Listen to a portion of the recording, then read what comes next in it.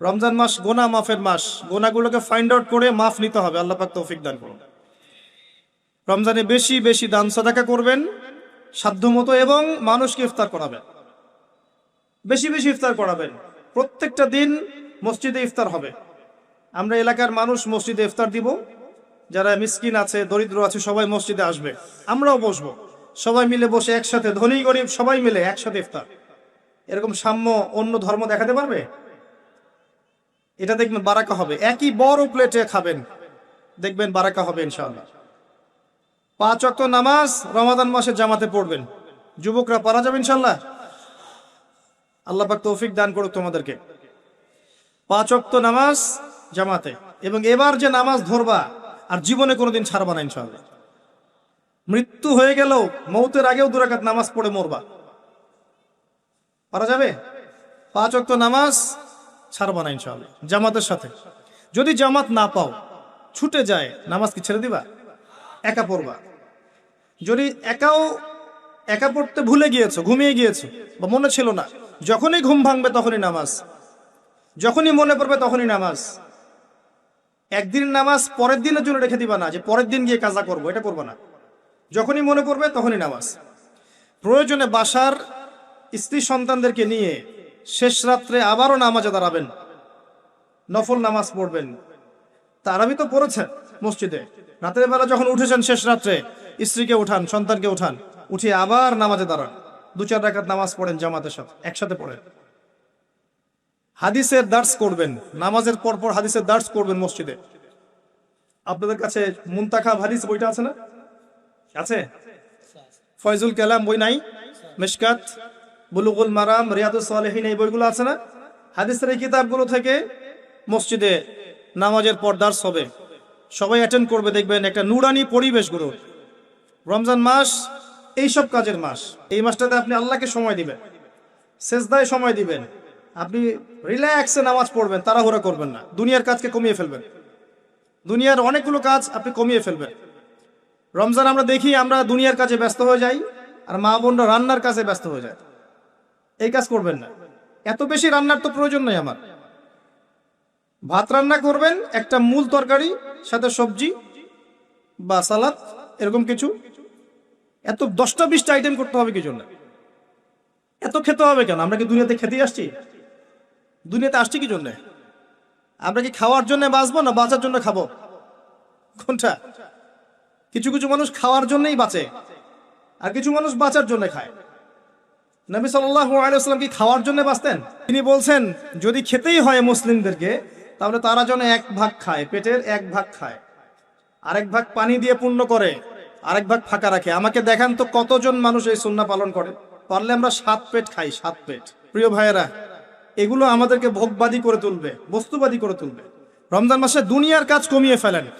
আপনি যদি আপনার 20,000 টাকা দিয়ে সংসার চলে যায়, আপনার 40,000-এর দিকে যাওয়ার দরকার নাই। যদি আপনার 2-3টা আইটেম দিয়ে আপনি খাওয়ার ক্লোজ করতে পারেন, আপনার 8-10টা আইটেম করার দরকার নাই। আপনি ওই সময়টা কোরআন তাদাব্বুরে দেন, কোরআন শিখেন, শেখান, হাদিসের দার্সে দেন, বাচ্চা কাচ্চাদেরকে সময় দেন, পরিবারকে সময় দেন, দিনের জন্য একটু মেহনত করেন, আল্লাহর পথে মানুষকে দাওয়াত দেন, আল্লাহর পথে মানুষকে দাওয়াত দেন, একটু সময় দেন। দুনিয়ার কাজ কমিয়ে ফেলেন, এটা আমার নসিহত থাকবে। আরো আছে, রমাদানে আমরা তারাবি খুব সুন্দর করে আদায় করবো ইনশাআল্লাহ। তারাবিকে গুরুত্ব দিবেন, এটা অত্যন্ত গুরুত্বপূর্ণ একটা ইবাদত। এখানে রাকাত সংখ্যা নিয়ে ঝগড়া করবেন না। রাকাত সংখ্যা নিয়ে ঝগড়া না করে নামাজের কোয়ালিটি বাড়ানোর চেষ্টা করবেন।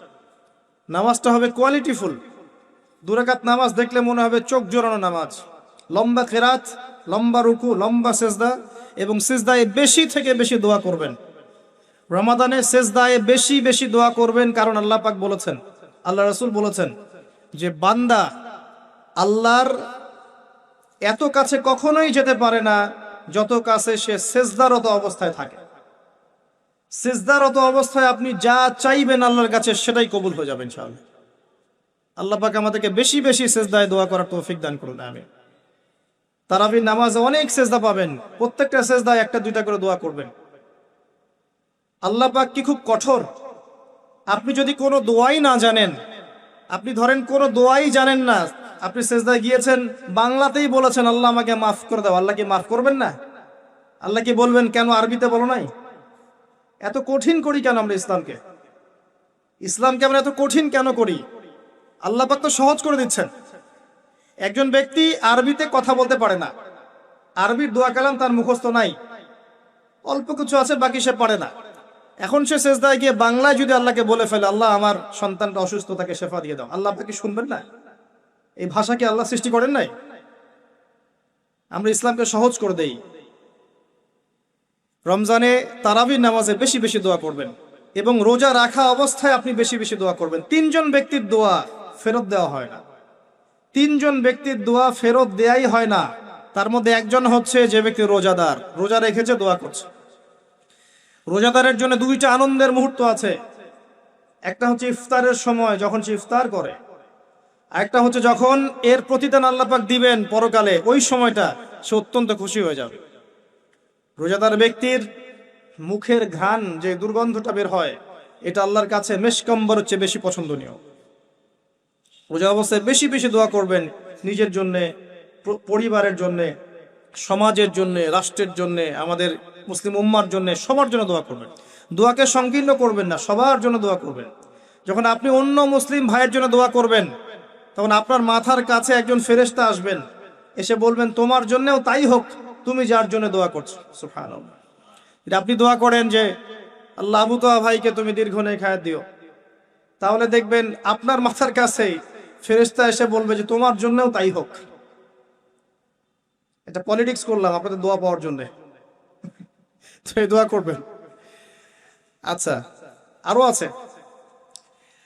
রমাদান মাসে আমাদের মা বোনদেরকে খাস পর্দায় রাখার চেষ্টা করেন, আর স্পেশালি নিজের যে ইনকাম, আপনার যে বেতন, এই বেতনের বড় অংশটা ওদের হাতে দিয়ে বলিয়েন না শেষ দশকে মার্কেটে যায় মার্কেটিং করে আস, এটা বলেন না। তাহলে শেষের দশকটা তারা নাপাক করে ফেলবে। শেষের দশকটা লাইলাতুল কদর পাওয়ার দশক। এই সময়টা ইতিকাফ করতে হয় মসজিদে, সুন্নত, যাতে করে আমরা লাইলাতুল কদর পেয়ে যাই। আর শেষের দশকে আপনি দেখবেন মুসলিমরা বেশি বেশি হাট বাজার করছে, মার্কেটিং করছে, ঈদের শপিং করতে হবে। এই শপিংটা আগে করা যেত না? এখন যদি আমার কাছে টাকা থাকে, আমি যদি একটা জুব্বা বানিয়ে রাখি বা একটা বোরখা কিনে রাখি, বাচ্চাদের কিছু কাপড় কিনে রাখি, এটা তার ঈদের দিন পড়বে, হকাদায় হবে না? করা যাবে না? ওই আগের রাতেই কিনতে হবে। দেখবেন আগের রাতে সারা এলাকায় গান বাজনা হচ্ছে, হোটেলে হোটেলে গান বাজছে, চায়ের দোকানে গান বাজছে, মনে হচ্ছে যেন শয়তান নাজিল হলো। আবার শয়তানকে বেঁধে রাখা হয়েছিল, এবার শয়তান খোলা, এবার শয়তান পৃথিবীতে বিচরণ করছে। প্রত্যেকটা দোকানে দোকানে শয়তান, গান বাজতেছে।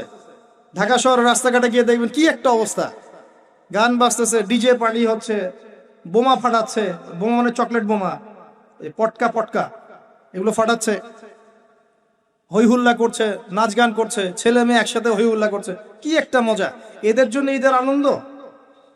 সারা মাস নামাজ পড়ে নাই, রোজাও ঠিকঠাক মতো রাখে নাই, দান সদকা করেনি, তারাবি পড়ে নাই, তাজকিয়ার কোনো খবর নাই, এদের জন্য কি ঈদের আনন্দ?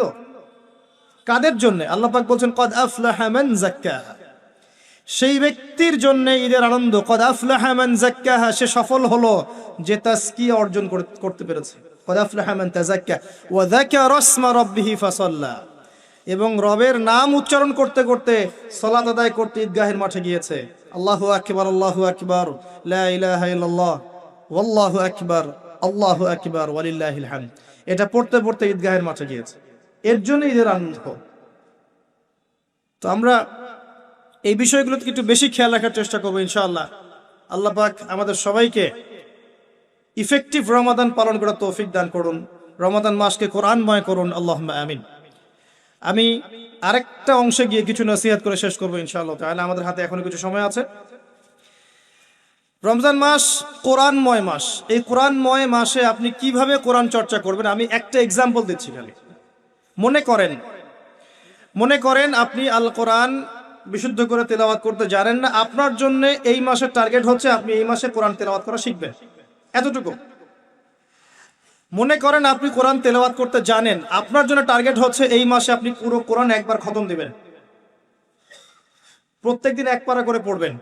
মনে করেন আপনি কোরআনের হাফেজ, তাহলে আপনার টার্গেট হচ্ছে এই মাসে আপনি আল কোরআন শুরু থেকে শেষ পর্যন্ত হিফজটা চর্চা করবেন। এক একজনের দায়িত্ব এক এক রকম। মনে করেন আপনি কোরআনে হাফেজ, আরবি ভাষা বোঝেন, মাশাআল্লাহ, আরবি ব্যাকরণ বোঝেন, কোরআন তিলাওয়াত করতে জানেন, আলহামদুলিল্লাহ। এখন এই মাসে আপনার দায়িত্ব হচ্ছে আপনি কোরআন এর ভিতরে ঢুকবেন, ঢুকে অর্থগুলো গবেষণা করবেন। এক এক মানুষের সেকশন এক এক রকম, এবং যারা স্কলার, বিজ্ঞ আলেম, তারা কোরআন থেকে গবেষণা করে এই মাসে নতুন নতুন দার্স মানুষকে দিবে, কোরআন মানুষকে শেখাবে।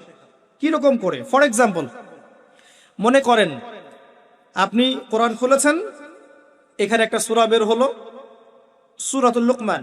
কি নাম? সূরা লুকমান। আপনি পড়া শুরু করলেন। সূরা লুকমান মাক্কি সূরা না মাদানী সূরা? সূরা লুকমানের আয়াত সংখ্যা কত? সূরা লুকমানের মেইন পয়েন্টস গুলো কি কি?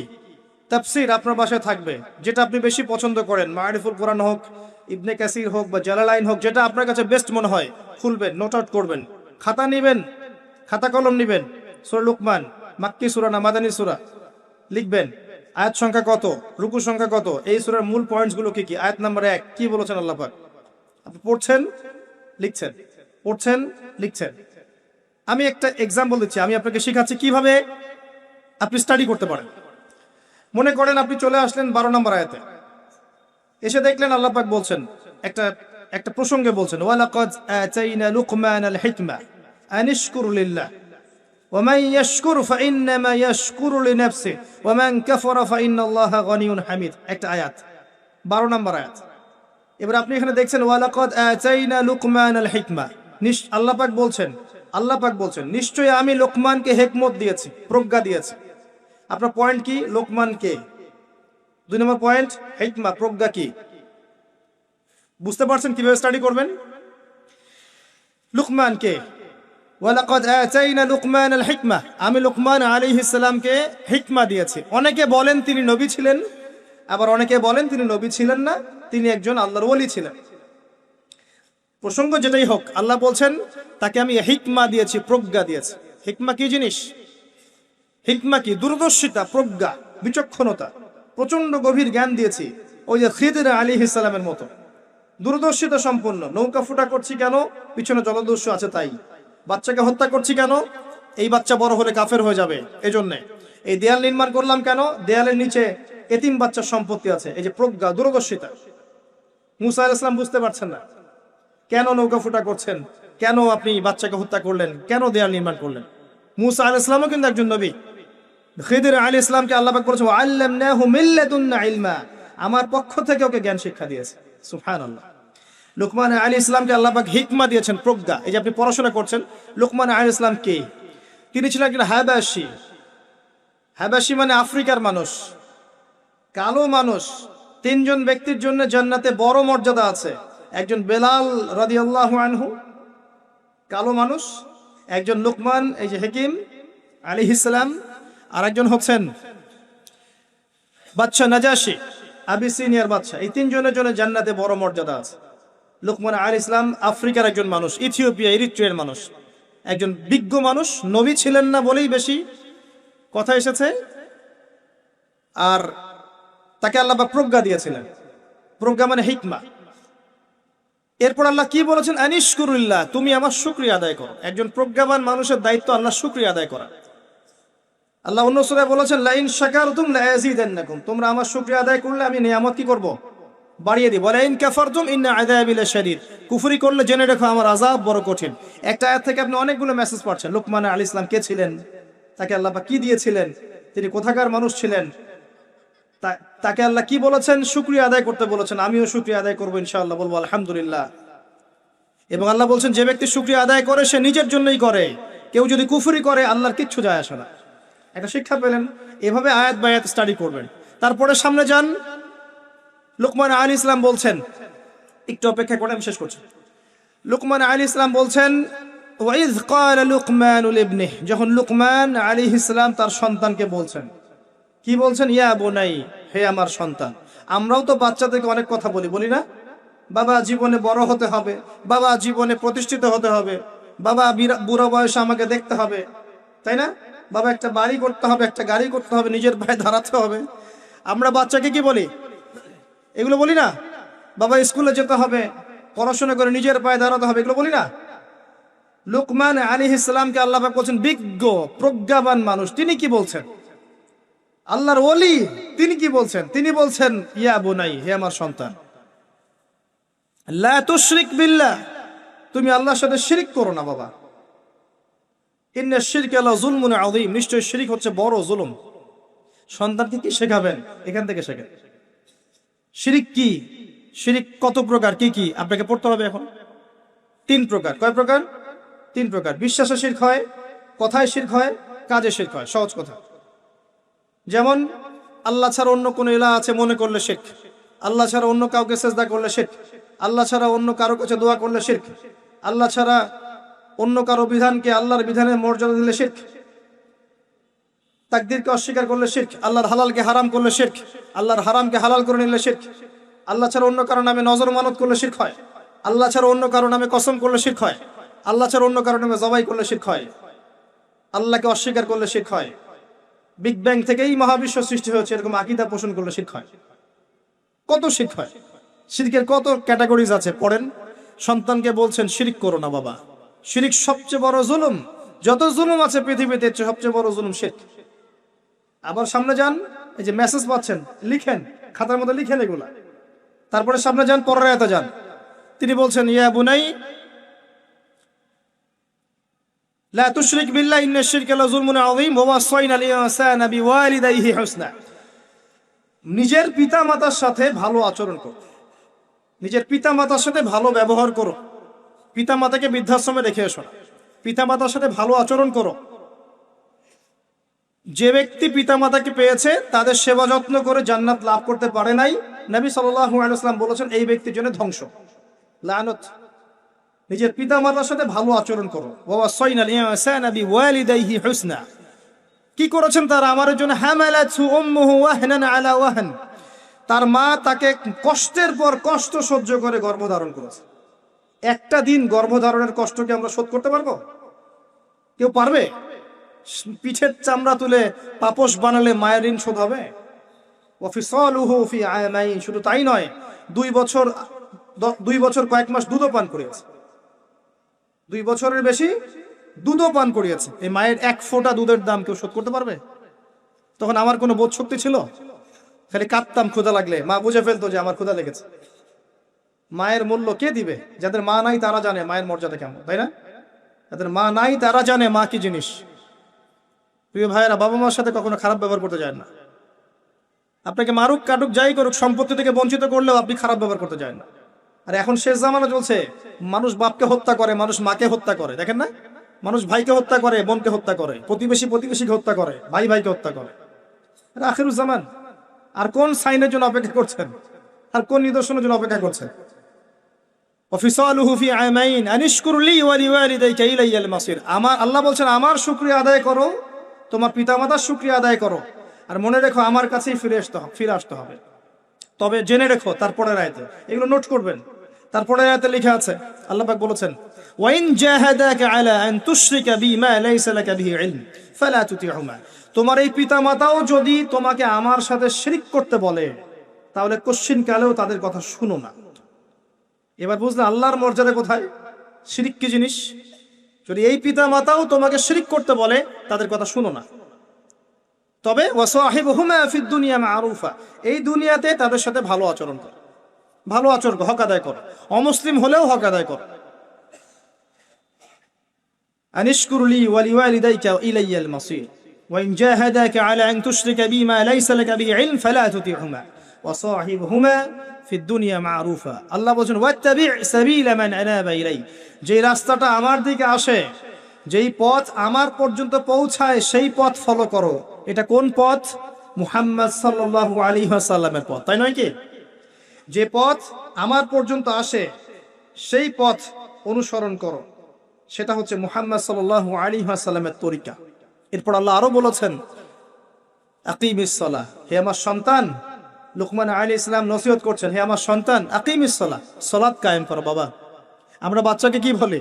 বাবা এই কার্টুন দেখো, বাবা চকলেট খাও, বাবা এই যে আমরা ছোট ছোট গাড়ি কিনে চালাও, মাঠে খেলো। কে বলছেন? লুকমান হাকিম, তিনি বলছেন আকিমিস সালাহ, সালাত কায়েম করো বাবা। ওয়া'মুর বিল মা'রুফ, এবং মানুষকে সৎ কাজের আদেশ করবে, ভালো ভালো কথা বলবে, নামাজ পড়তে বলবে, রোজা রাখতে বলবে, হজ যাকাতের কথা বলবে, ইসলামের সৌন্দর্যের কথা বলবে, মানুষকে ভালো ভালো কথা বলবে। একই সাথে ওয়ানহা আনিল মুনকার, এবং অসৎ কাজের নিষেধ করো। শুধু সুরসুরি মার্কা দাওয়াত দিও না মানুষকে, যেগুলো দাওয়াত দিলে কোনো সমস্যা নাই সেগুলোই বলে বেড়ায়ও না, অসৎ কাজের নিষেধও করো। শুধু বলো না নামাজই পড়তে হবে, এটাও বলো যে সুদ ছাড়তে হবে। শুধু বলো না রমজানে রোজা রাখতে, এটাও বলো যে ঘুষ ছাড়তে হবে। শুধু বলো না যে দান সাদাকা করেন, এটাও বলো যে জেনা করো না, মদ খেও না, দুর্নীতি করো না, আল্লাহর জমিন, আল্লাহর দিনটা প্রতিষ্ঠা করো। অসৎ কাজে নিষেধ করো। ওয়াসবির আলা মা আসাবাক, যখন অসৎ কাজে নিষেধ করবে তখন অনেক বাধা বিপত্তি আসবে, ওই সময় সবর করো। ওয়াসবির আলা মা আসাবাক, এরপর সবর করো, কারণ যখন তুমি সৎ কাজের আদেশ করবে তখন মানুষ তোমাকে কিছু বলবে না। যখন এর সাথে অসৎ কাজে নিষেধ শুরু করবে তখন তোমার উপর বাধা আসবে, জুলুম আসবে, নির্যাতন আসবে, শারীরিক নির্যাতন আসবে, মানসিক আসবে, পারিবারিক আসবে, সামাজিক আসবে, বহুত নির্যাতন আসবে। তখন ওয়াসবির আলা মা আসাবাক, সবর করো, যা আসছে এর উপর সবর করো। ইন্না যালিকা মিন আজমিল উমুর, এই সবরটা খুব কঠিন, এটাই সবচেয়ে বড় লেভেলের ইবাদত, সবচেয়ে কঠিন এটা। আল্লাহ পাক তার ভাষা আরো বলেছেন ওয়ালা তুসাইর খাদ্দাকা লিন্নাস, এগুলো নোট করলেন। ওয়ালা তুসাইর খাদ্দাকা লিন্নাস, মানুষের দিক থেকে অহংকারের ভরে মুখটা ফিরিয়ে নিও না। দেখেন না, অহংকারীর মতো মুখটা ফিরিয়ে নিও না। ওয়ালা তুসাইর খাদ্দাকা লিন্নাস ওয়ালা তামশি ফিল আরদি মারহা, আর জমিনের বুকে বুক ফুলিয়ে দম্ভ ভরে চলাফেরা করো না। সূরা বনী ইসরাঈল আল্লাহ পাক বলেছেন ওয়ালা তামশি ফিল আরদি মারহা ইন্নাকা লান তাখরিকাল আরদা ওয়া লান তাবলুগাল জিবালা তুলা, হে মানুষ জমিনের বুকে দম্ভ ভরে চলো না, কারণ তুমি এই জমিনকে ধসিয়ে দিতে পারবে না, আর তুমি পাহাড়ের উচ্চতায় পৌঁছাতে পারবে না। সুবহানাল্লাহ, কি ভাষা, মানুষের মনে আঘাত করার মতো ভাষা। আল্লাহ ছাড়া এমন করে কে কথা বলতে পারেন? ওয়ালা তামশি ফিল আরদি মারহা, জমিনে দম্ভ ভরে চলো না।